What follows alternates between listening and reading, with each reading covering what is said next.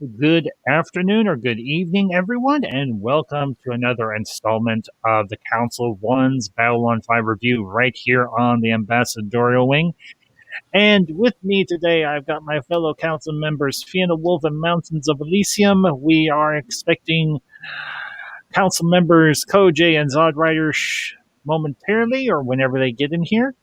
And it is a pleasure, as always, to see all of you here. Bureau 31, Lewis Sparrow, good to see you both. Glad that you are here, and thank you for tuning in today. And looking forward to another rousing discussion about one of the great series of science fiction, Babylon 5. Vienna, Elysium, how you both doing? Pretty good. It's been busy. Busy. Yeah. Doing great. Long week. Ooh, yes, indeed. It has been, for me especially, it's been a very long week. A lot of stuff going on offline in terms of the life of the ambassador, looking at potential new job opportunities, looking at medical procedures within the ambassadorial family. But yeah, it's been an eventful week. It's been a good week, and we made it to Friday. And well, as the old saying goes, TGIF. Thank goodness it's Friday. I wish there was a G word in Babylon 5 that we could use that would work there. Oh, and Garibaldi. Here is... Thank Garibaldi, it's Friday. And here is our another council member, Lord Koj. Koj, my friend, good to see you, bud. How you doing? I'm well, happy to be here. Still at work, but done, so I'm good. Yeah, I hear you. So, well, and we haven't really started, so, well, thank you, Mr. Garibaldi, one of the leading minds of the 14th century. We have our workhouses. Have we no prisons? Yes. Vienna. Marcus gets to have the dynamic with Dr. Franklin, kind of like Sherlock Holmes. Yes. Yep. I love that. Yes. This is like the episode that made me warm up a lot to Marcus. Because, I'm kind of apprehensive with some new characters sometimes. You either love them on right off the bat, or you're like, okay, I'll see where this goes. Yeah. Well, in today's episode is actually really kind of a neat little episode. It's called Exogenesis. And it's got a lot of interesting dynamics working throughout it. I mean, you've got this very seemingly malevolent force known as the Vendrisi, who turn out to be anything but malevolent. And of course, this is I think this is one of the first episodes that really does focus around Marcus Cole and his relationships with some of the people he has built there on Babylon 5, his group, his network of contacts, and so on. And I actually kind of like that. So, but I've kind of done my spiel. My fellow council members, my friends, where shall we begin? Avanavo's dating issue with Corwin. Corwin thinks it's a date, and Avanavo's just trying to interview him to see is he good enough material to keep the secret. And then she is so funny. To Marcus. He's all trying to buy flowers, and they're like, is this for a date? He's like, I don't know. And I did the inflation calculator. It is, in today's money, $105 he spent on roses. Oh, whoa. What?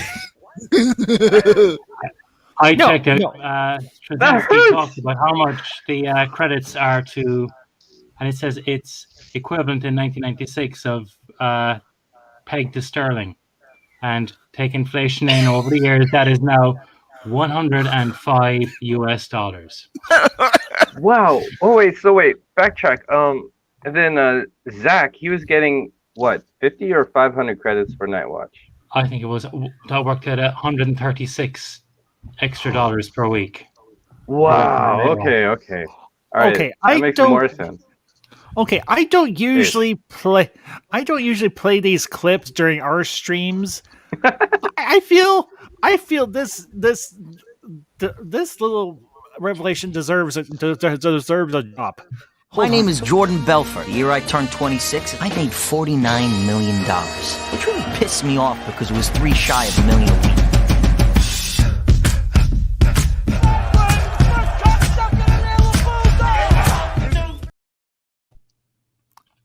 That double middle finger is what I think of having to pay 105 credits or $105 for roses. Oh, wow. I guess the import fees are crazy from Amazon.com to Babylon 5 to wherever they're stationed. It's like, dang. Well, that would explain like Garibaldi's fight with the U.S. Post Office, or at least the Air Force equivalent post office later.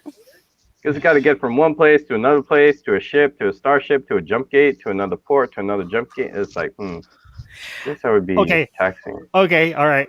All right. Again, I'm just gonna do it. I'm just gonna do it. Yeah, this clip is perfect for what you just said, Koj. How could you rent the thing anyway without a credit card? I have a gasoline card. You can start by wiping that fucking dumbass smile. I've been wearing the same underwear since Tuesday.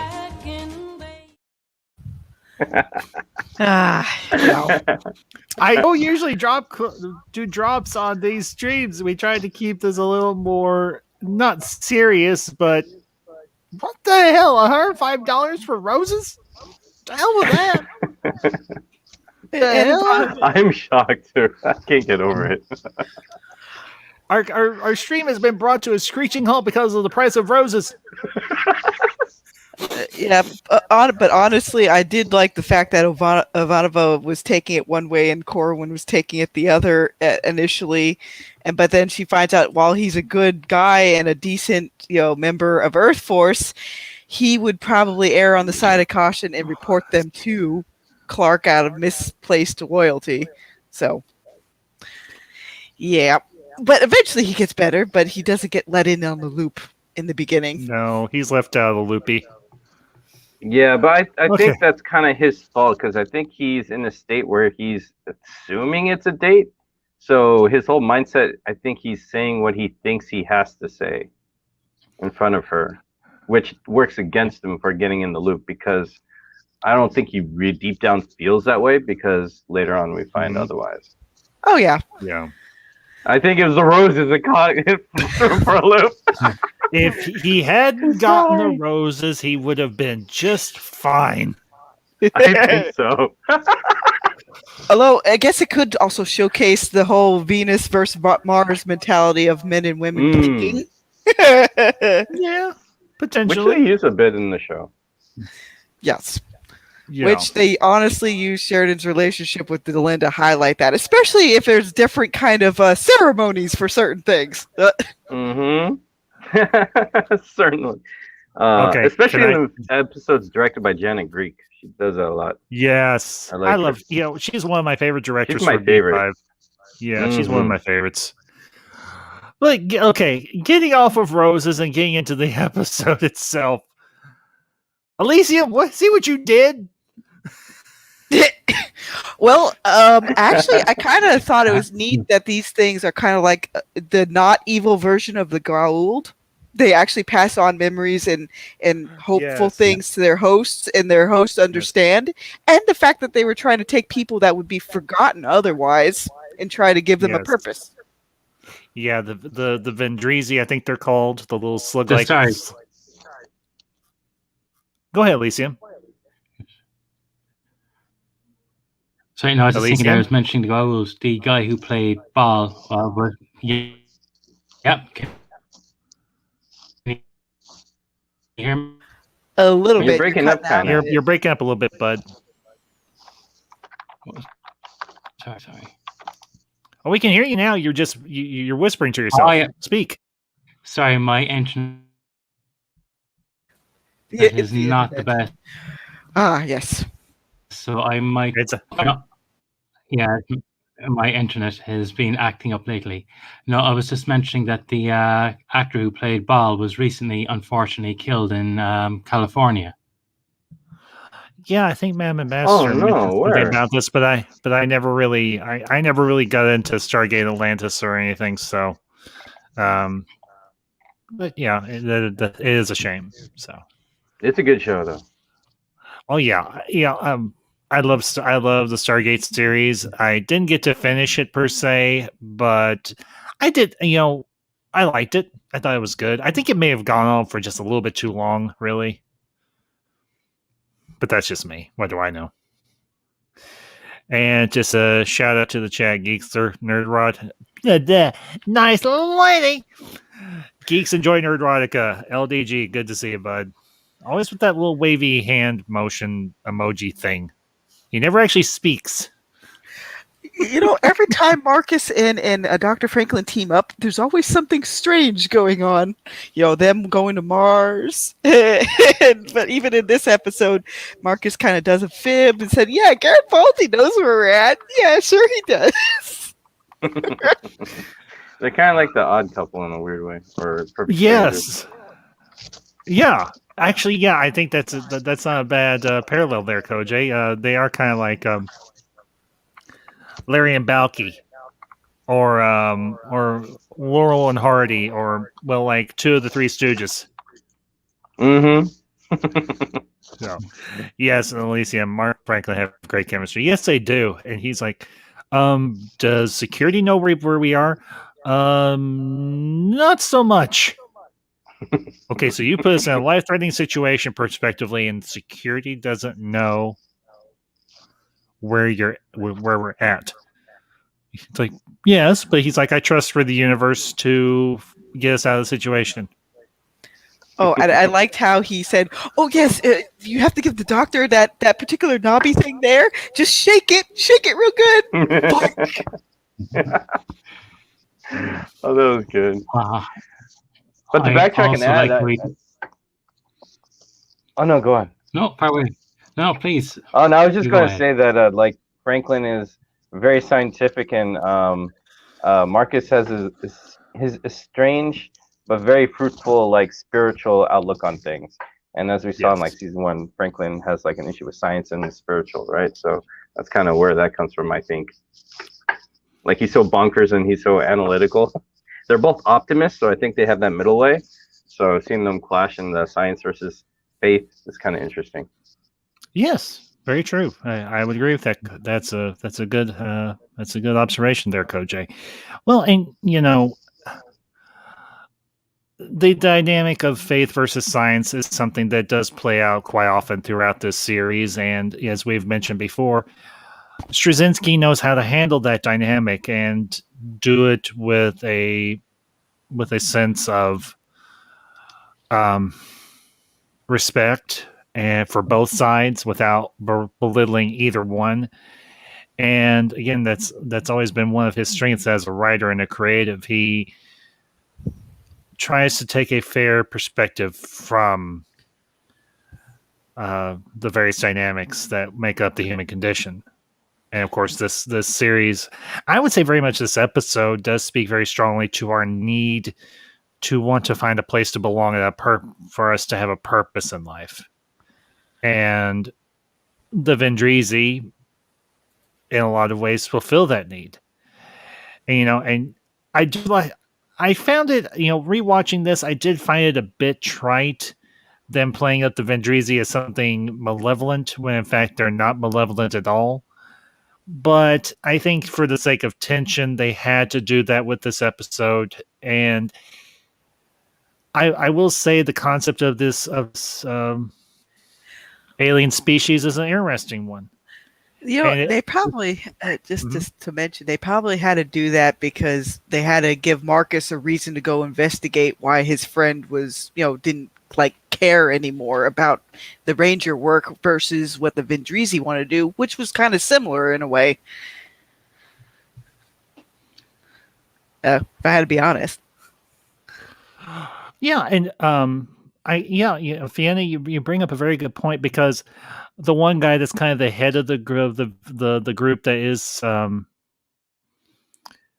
the group of the Vendrisi there on Babylon 5, he realizes he has a higher purpose now through the Vendrisi.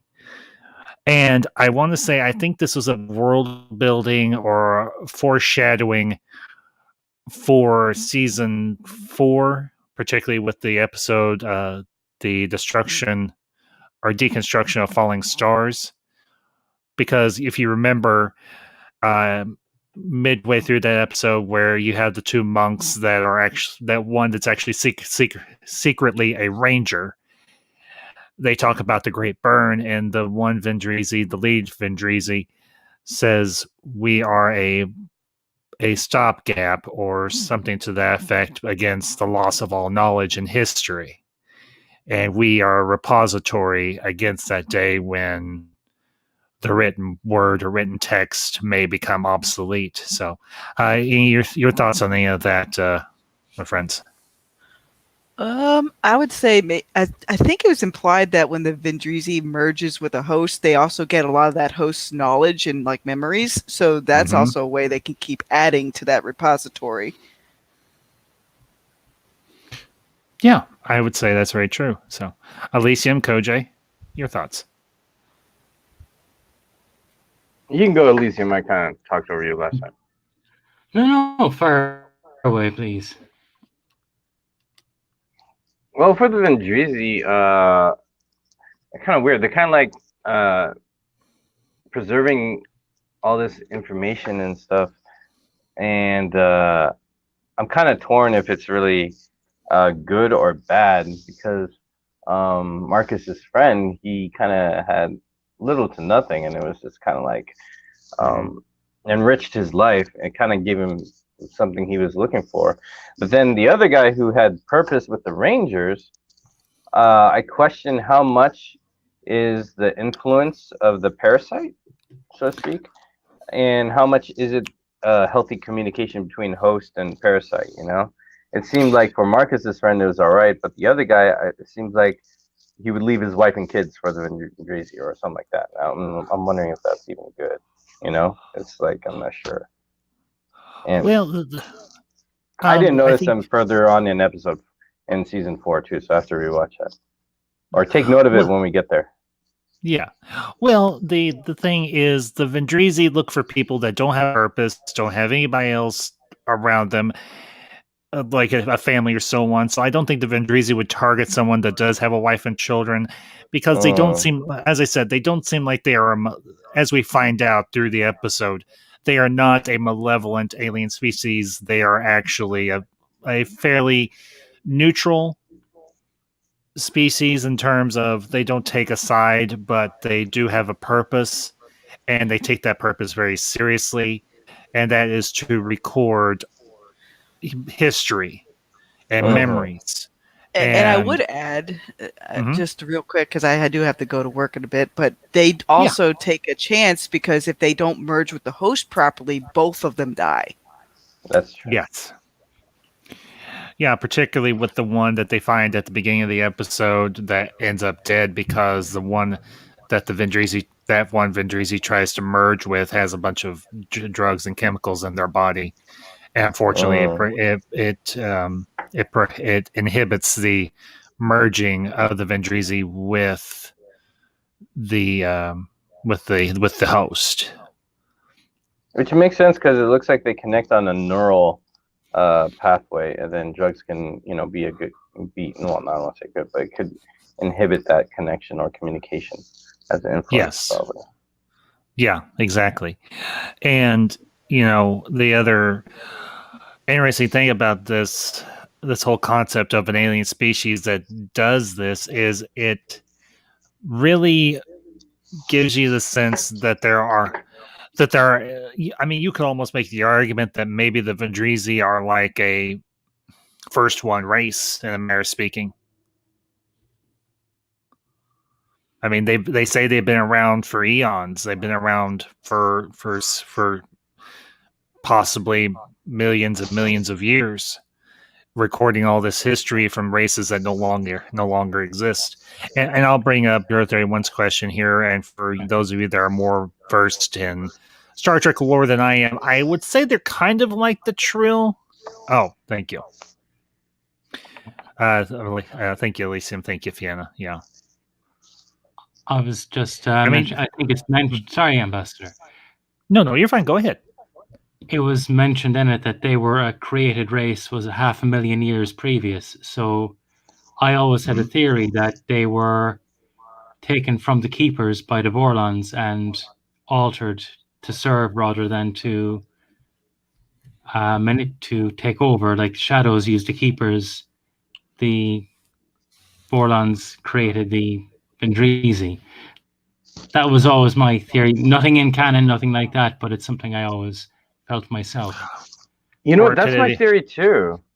I actually thought like the Vendrisi were like maybe because who's to say that some species use other organisms as like a form of their technology just biologically, and maybe the Vendrisi were like kind of like the Vorlon origin, and the Keepers are like more Shadow origin because they kind of operate one passive and one aggressive as far as controlling or using the neural control. Yeah, and that is a very distinct possibility. Or it could have even been another one of the first one races that that did the engineering. Because let's be honest here, any one of the first one races from the Vorlons and the Shadows had the technological and biological and scientific advancement that they could have very easily done the same thing with the Vendrisi that the Shadows did with the Keepers. So, I mean, it does. I'm not saying I have a problem with it necessarily being theoretically the Vorons, but it could have been any first one species really, or race rather, that did this. So, well, that's true. I was just thinking it. I know it was mentioned on. Like I usually look at Lore Runners reviews when I'm looking at these shows after I do it, just to see what does he say.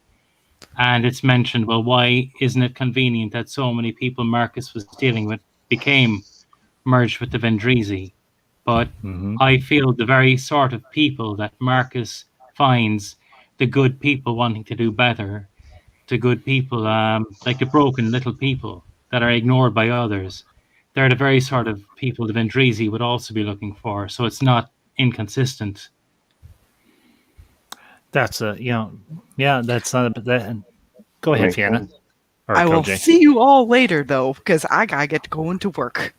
All right, Fiona, you have a good night, and we'll you have a good one, and we'll talk to you later. Peace. Oh yeah, take care. Have fun. And don't forget the roses.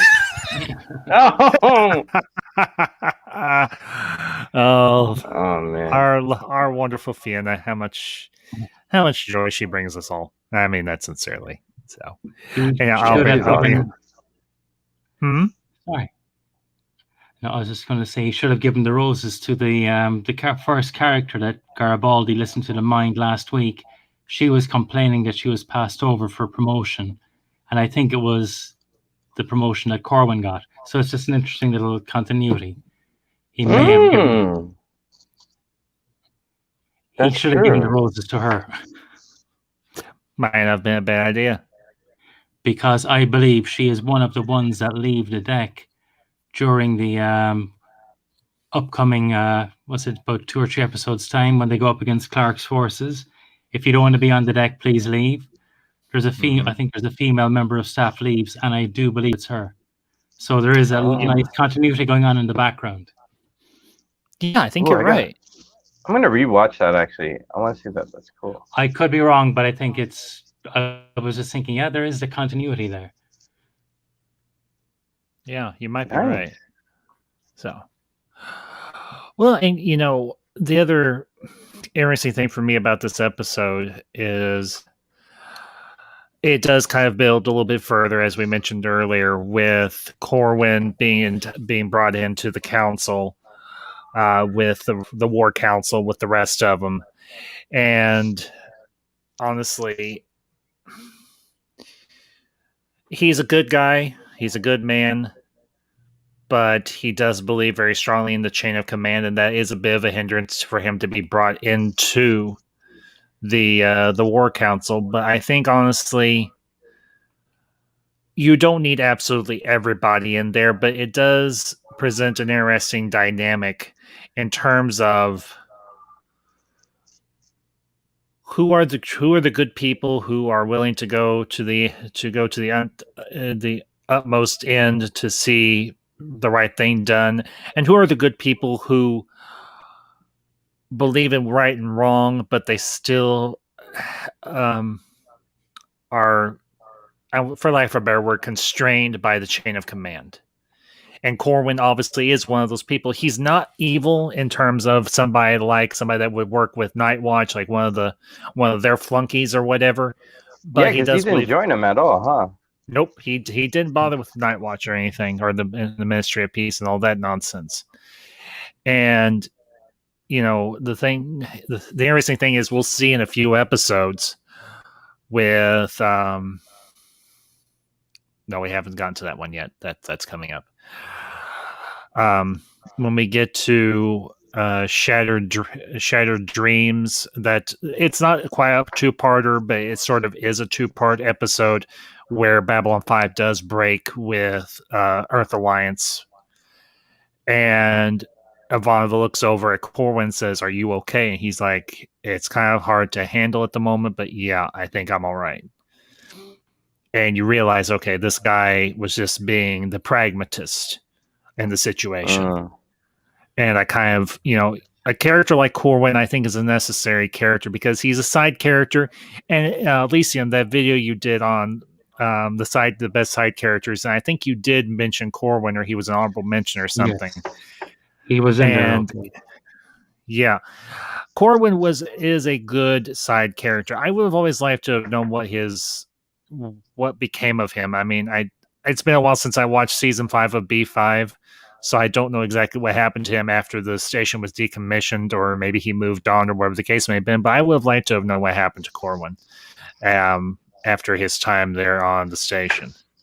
I would hope I think ABK took Ivanova's position as like the number 2. I'm just trying to remember now, and Crusade would have answered a lot because I do believe he was supposed to be part of it. But unfortunately, yeah, that's I was going to add that. What a shame. Yeah, because he doesn't get a whole lot of time, and that it's something I want to bring up. An episode like this that doesn't focus on the main bunch all the time, doesn't focus always on Sheridan or Ivanova or Garibaldi or whatever. It does take time to focus on the side characters like Marcus, although he is sort of a central figure, a central character. He's more off to the side a little bit, as he shows in that diagram to Ivanova when she's like, "Where do you fit in all this?" And he's like, "I'm off here to the side a little bit." But I do like episodes like this in different series that I watch, where the side characters are given just as much time and given meaningful stuff to do within a series. And with Franklin and with Marcus and with Corwin and so on, and then you see Marcus's friend, the older gentleman, who I could swear I've seen him somewhere before, but I cannot for the life of me remember where. Such a great actor, such a great character, and really brought a lot of empathy and a lot of believability to his character. And I really appreciated this episode for that, because it takes the time to pay attention to the little people that aren't so little. I mean, was it B5 have a lot of great one-off characters, and Duncan is one. Actually, I am redoing another. I'm redoing another one-off characters because I forgot Team Off in my one-off characters video, and I was kicking myself. Yeah, Duncan, that's it. Because doesn't Marcus do a quote from like that certain Shakespearean play that nobody mentions the name of? It's something death. The Scottish play. Thank you. Yes. To speak its name is to invite the Ides of March to come dance on your head. Another reference to another great Shakespearean play. Beware Ides of March. Marcus has a thing for theater. I mean, later on, I think on his way to like Mars, he sings a song from Pirates of Penzance. That's hardcore theater. Actually, it's not Pirates of Penzance. It's actually HMS Pinafore.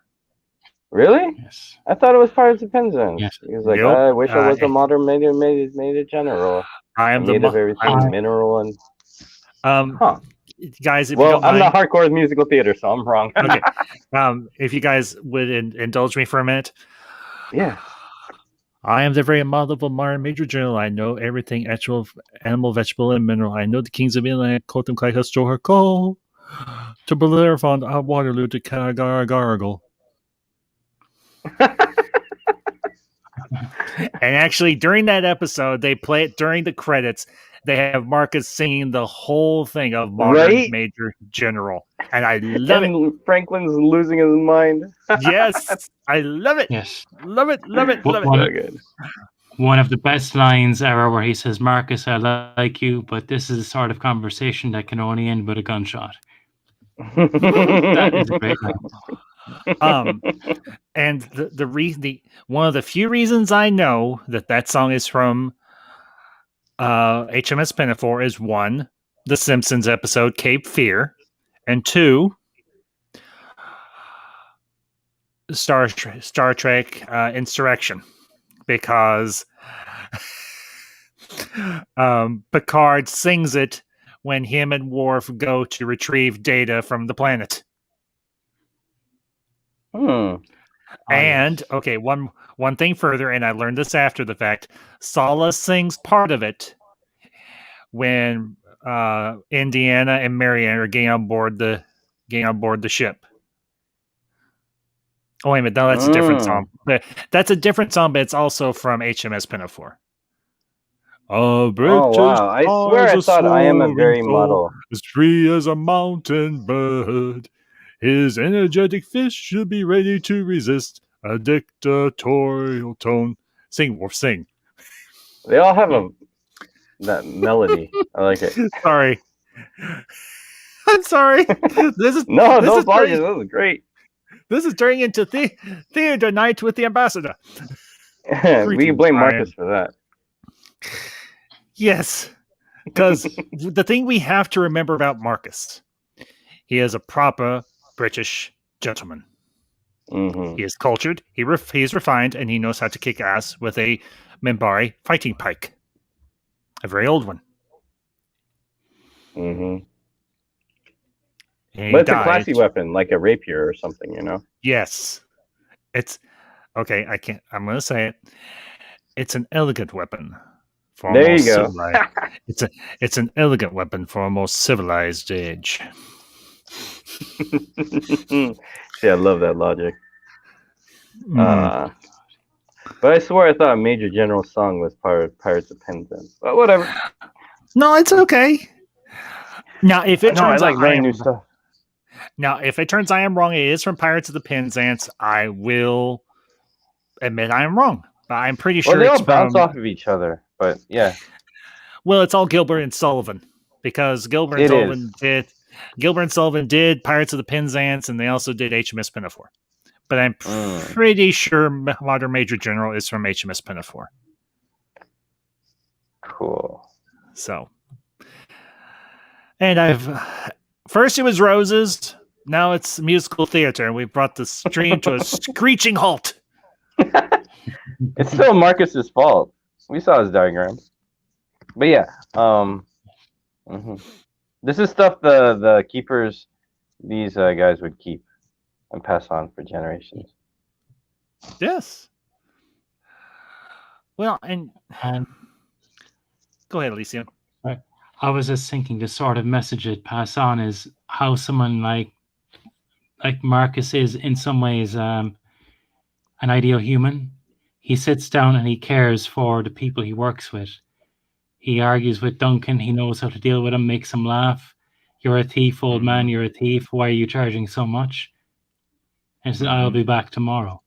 But you see how busy Marcus is organizing the as a ranger, where he's dealing with all the guys in the background. I have so many meetings. And yet he takes time to deal with what you call is the little people. Oh, okay. And yeah, I did notice that too. Because Rangers are always... Oh, sorry, go on, sorry. No, you're correct. I know, fire away, I was finished. Oh, okay. Well, I was just adding that the Rangers, they're always in covert, right? And Marcus seems to be the type of person who really enjoys people and life around him. Because his backstory is a little depressive, but he's so positive, and usually you see characters be enforce positivity and reach out to the community to cover some loss or pain, you know. And it looks like Marcus is really, embracing that lifestyle and doing some good. Like you don't have to fight to help people. You could just be there and talk to them and get to know them to help them too. And that's what's really endearing about Marcus. That's what I'm thinking. His friend who was, who he thought had a purpose by working with the Rangers, but switching over, like I said before, now as this conversation is going, I'm thinking maybe the guy didn't really have a big purpose. Maybe he just told Marcus he felt like he had a purpose, but deep down he didn't believe it for the parasitical alien. I'm sorry, I keep on forgetting the name. To give him a higher purpose. Mm-hmm. So maybe he didn't mean to have a higher purpose with the Rangers to begin with, that Marcus thought. Yeah, because Marcus recognizes the little jobs that those people do make the big things possible. Where exactly, he saw, he's observant. Why am I just watching and seeing there was 3 people came off that shuttle? Why is that important? Or Marcus knows this is important. You're doing good work, but that poor guy doesn't realize. And what's the line? This is all you'll ever be. You're going to be nothing more than homeless, tired, and lacking purpose. And that's all he saw in himself. And the little jobs Marcus had him doing, which gave Duncan hope and kept Duncan going, wasn't enough for that guy who was a lot younger and still felt. Duncan looked like he felt, I'm at the end of my life. The younger guy said, I have so much more of life, and is this all it's going to be? So he was more susceptible. Oh, that makes all sense. Yeah. Thank you. Well, and just real quick, Koj, you have been vindicated by Lewis Sparrow. It was Pirates of the Penzance, so you were wrong. I was right. And hey, Pirates of the Penzance is still a great musical? So I was wrong. And we move on. But Lewis Sparrow, thank you for doing the legwork. Thank you for doing the legwork. Appreciate it. Because I don't always have time to type in who made. Where does the song Modern Major General come from? Does it HMS Pinafore or Pirates of the Penzance? We now know now and forever because of Lewis Sparrow's hard efforts. It was Pirates of the Penzance. Thank you, Lewis. Now we know, because I was doubting. And as the old show goes, now you know, and knowing is half the battle. G.I. Joe. I love that show. Yes, same here. I did a stream with Enosh back last year where we spent like 2.5 hours or more talking about G.I. Joe and Transformers, and it was glorious. Oh, that sounds like heaven. Oh, nice. Yes. Yeah. I think if once he gets past Snyder Cut, I'm gonna see if I can work on him, see if I can get him to join us for that stream about wrestling. Ooh. Because I know how much he loves wrestling. Yes. Yeah, absolutely. So I didn't know he was into that. That's cool. Well, you've seen how many times he references Macho Man Randy Savage and Hulk Hogan. Well, I'm not too familiar with him. I'm just getting used to getting to know some people in the movement sometimes. So I got you. I'm a little behind. Yeah. But hey, that's good. Yeah. Yeah. The Poindexter Lounge, Enosh, yeah, oh man, he's a character and a half. Nice. Him and Johnny did their 2 cents on nonsense last night, and it was hysterical. Thanks to Sophie, we now have a brand new sponsor for the show that I created the ad for, or will the thumbnail for anyway. I won't mention it here. But anyway, it's not like it's dirty or anything, but I don't want to get off on a big tangent or anything. But yeah, I think I'm going to kind of piggyback on something you mentioned, Elysium. Having purpose in life is very central to our existence as human beings. And even if we don't see what we do as that major or that important, to a person we may never meet, down the road, we may say something or we may do something that may influence them in a positive way. And what the Vendrisi and what Marcus have done is they're taking the people who don't have much of a purpose or have no purpose at all and are giving them that meaning for their lives, for that purpose, or an opportunity for them to find a greater purpose even. And I think, honestly, for us to just grow stagnant in life really is a dead end for us. And the wonderful thing about a series like Babylon 5 is it gives us the opportunity to see that through purpose, we gain so much. And for Marcus, it's finding people that may feel like they have none and saying, you can do a greater good and you can prevent something from, even through a small, insignificant, what you may conceive as a small, insignificant act, you can affect great positive change. It's like that line from Lord of the Rings, Fellowship of the Ring, from Galadriel to Frodo. Even the smallest person can change the course of the future.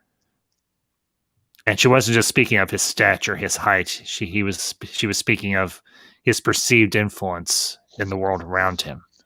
Because think about it.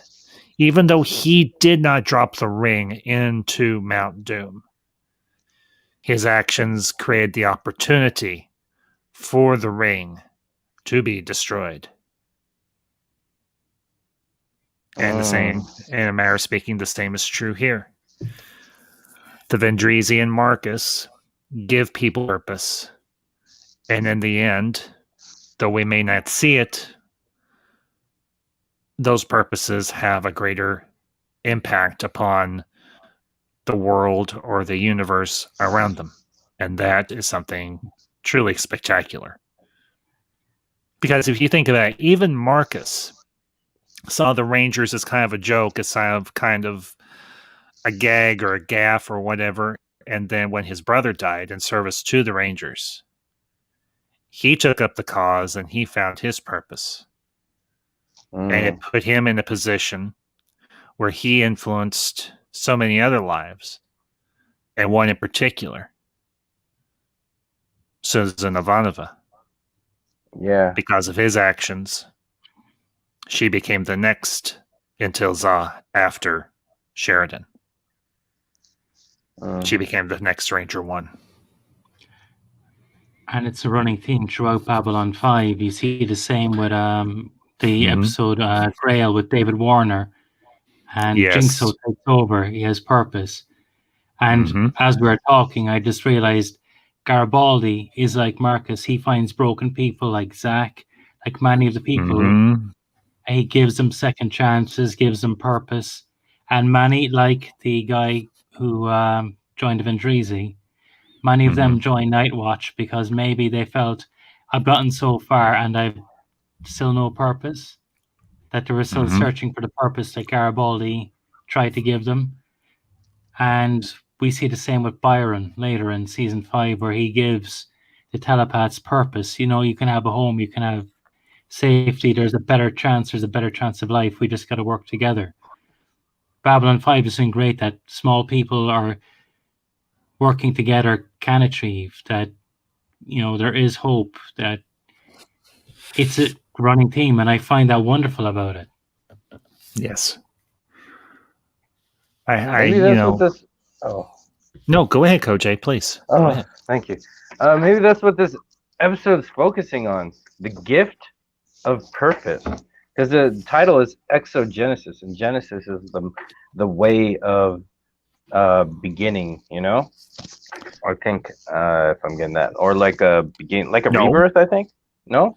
No. What I was saying is you're correct. You're hitting it. Yeah. And with exo in front is like external, like exoskeleton and all that. So it's like everything you guys described. It's like, when lost, sometimes there's something external to help us give purpose. Like when even when they're with our comedic thing with the date confusion, they're looking to find that guy's purpose in their thing. And then we have people who are lost or not sure of what they said their purpose was, and they find another one, and then they find purpose and go along that. So maybe this is just like the highlight that people, no matter what the big picture is, they have this sense where that we need a personal purpose. And even we hear like Sheridan and all these people, they've mentioned a few times, the military people have said that, hey, I want to join something that was bigger than I was. Again, that's a bigger purpose. Even Jakar tells Natath, when she's like, I believe in myself. He's like, that's too easy. We all believe in something greater than ourselves that motivate us. Maybe this episode is a taking time to focus that giving someone purpose is a gift. Mm-hmm. Well, and to give y'all a little background on the whole word of Genesis, it is a translation from the Hebrew word for the first book of the Torah, the law, and that is Bereshith. And essentially, the word means chiefly to begin with. And we translated that interpreted that from the English and from the Hebrew into the English as Genesis. And I think in a lot of ways, what you just said, Koj, does bear a lot of merit, because a lot of the people in this episode are trying to find a new purpose or trying to find a new beginning.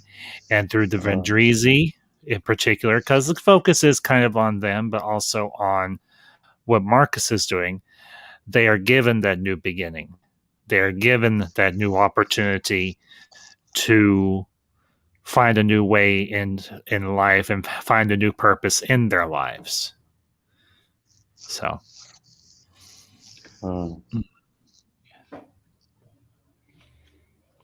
Wow, that's beautiful.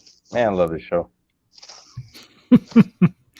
I think a lot of people do it, and as I've mentioned before, I'm glad that HBO Max has finally uploaded it. I look forward to when they upload the TV movies, and we have. I want the movies now to be complete. Yeah.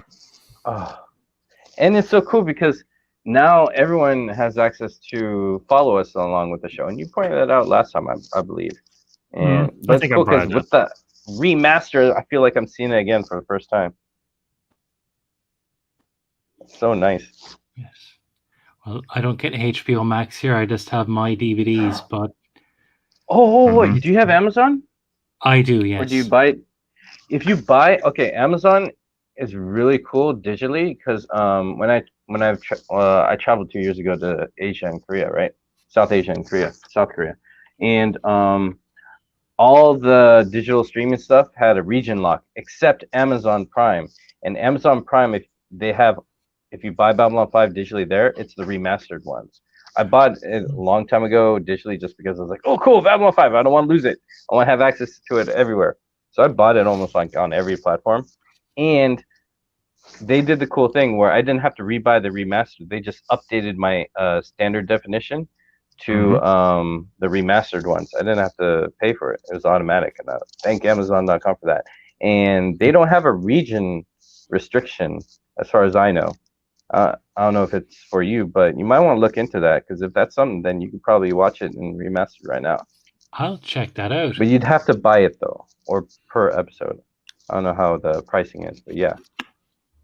You might be able to get a whole season or maybe get the whole series. I'm not sure how much it would cost, honestly, but I think each season is $25, I think, or 26. So it's like 125-ish. No, but yeah, you might want to look into that if that's interesting to you. So, well, guys, any other points you want to hit upon in the episode? I just really like that pike trick he did to the guy. It's like, just shake it. Look at this. That was brilliant. Yeah, that was clever. Of course, Marcus always has a clever way of getting out of things, because Marcus does.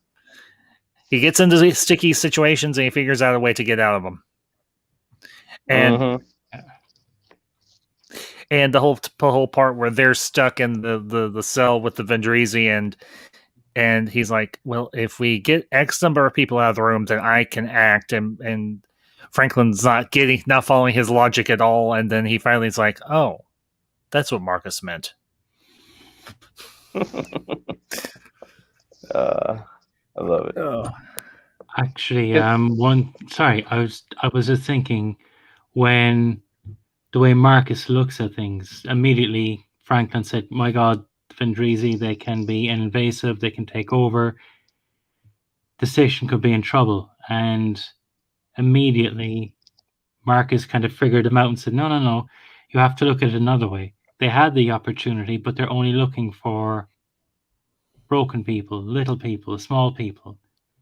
Yes. So I don't believe they're a threat. He got their heart straight away. Even though he was willing to fight them, he saw immediately that these are not the evil people we see.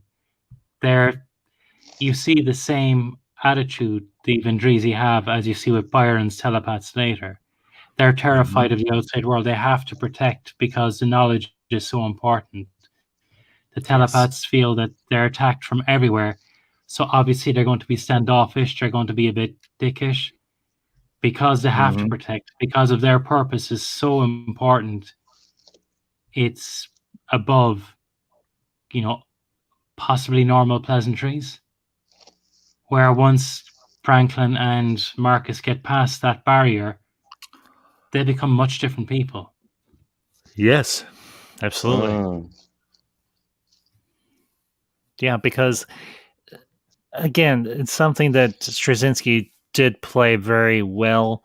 The whole idea that they could potentially be antagonistic, but it turns out they were not being antagonistic. They were just being excessively cautious, which I think a lot of us can relate to on a very personal level, because we all want to protect the things that are most dearest to us and protect our communities and what have you that we're a part of. And you don't want to see any harm come to those within those communities. And the Vendrisi obviously are very much a community that's trying to fulfill a greater purpose, and that's a purpose I think we all can very much respect. Definitely. And I think Marcus being like a ranger, and also who he is with his like spiritual optimistic view, but also being a ranger adds to that, because he's in a way on the streets. He's in the trenches. He's low-key amongst the people. So he's both a warrior and a people person. So I think he can sense an imminent threat because he physically faces it head on. Where a lot of especially Franklin, he's mostly in med lab and with the other people, he rarely faces danger, but he can hold his own because he's got his father's training.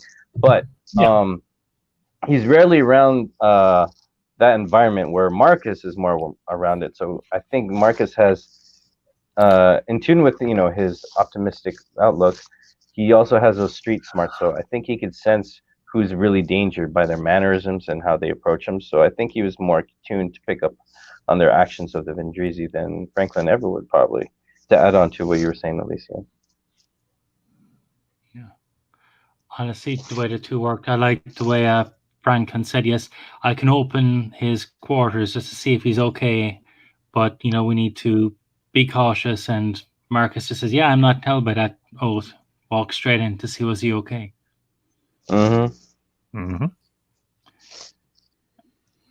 Honestly, just going back to it, I just think those two, they have such great, I've mentioned it already, but those two have such great chemistry. Especially when it comes to season 4. Oh, yeah, absolutely. Yes. Oh, Franklin and Marcus. Yeah, those two on their little exploits, their little missions and everything. Yeah, it is absolutely a kick and a half, to be sure, to be absolutely sure. Yeah. Oh yeah. So. I guess this is like Marcus and Franklin episode 1. Their first adventure. Yes. Yeah, essentially. Yeah, because this is the first time the two of them actually do work together. So. And it's just a foreshadowing of things to come. So. Anyway, well, if I think we're going to go and wrap up here, but as always, gentlemen and Fiona, I'm sure you'll catch us on the replay. Great discussion, and as always, appreciate y'all tuning in and appreciate you fellas being a part, and look forward to our next installment. So I do want to let you all know that we may be doing a little bit of rescheduling for next week because I do have a couple of things coming up. I've got a couple. I mentioned this afternoon with my Batman stream, but I'll be doing some rescheduling for next week in terms of streams and everything. So this may not be here Friday. We may move it to another day because I do have a job interview on Friday. So we'll be discussing this in chambers, and I will let y'all know through obviously social media as to when we are rescheduling the next review of Babylon 5. So, but to everybody that was in the chat today, Lewis Sparrow, Bureau 31, and everybody else that was lurking, Geeks Enjoy Nerdwatica, Saggy Melons, all tuned in, whether you were vocal or you were just lurking. I hope you all enjoyed the stream, and thank you all for being here. Gentlemen, before we close out, if you've got anything you want to plug, by all means, I yield my time and I open the floor. Go for it. Elysium, you want to go first? No, fire away. Okay, thank you. Well, yeah, y'all can find me on YouTube, Instagram, and Twitter. But mostly Instagram and YouTube will be my main home with the Snarga coming out.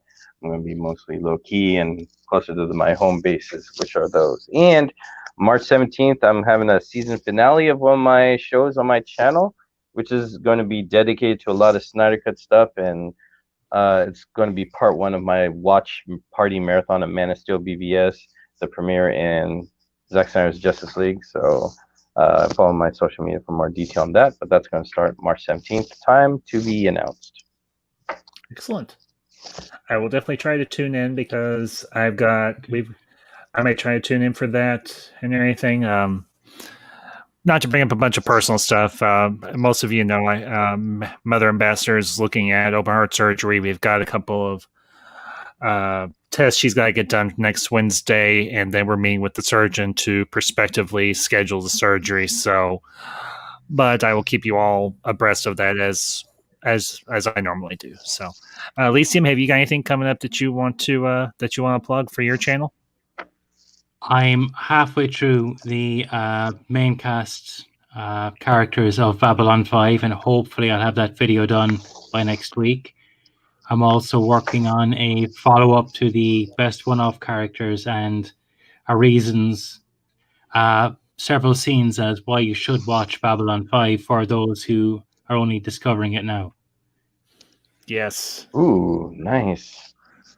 Yeah, absolutely. Oh. Anyway.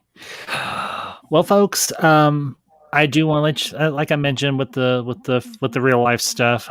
Next Wednesday, I will be back Wednesday evening with another review stream, and we're going to be discussing the Hellboy movies, specifically the Ron Perlman Hellboy movies, both the live action and the animated, and that'll be at 7 p.m. The anime is so part of it. Yes, we're going to discuss both. So, sweet. Don't miss that, people. Yeah, we are not going to discuss the one that was made back a couple of years ago. Anyway, I only saw 10 minutes of it, so I have no comment yet. But yeah, I got you. And I will, of course, be doing some reviews of Zack Snyder's Justice League once I watch those. And I do want to let you all know I am working on a couple of videos that are in relation to both BS leading into, just surrounding the whole the Snyderverse and everything with BVS and Man of Steel and so on. And I am working on my one Marvel centric video that's discussing the children of the Infinity Stones, as I call them. So, but that being said, folks, you all have a great afternoon or great evening wherever you are at. And until next time, These are the ambassadors. Signing off.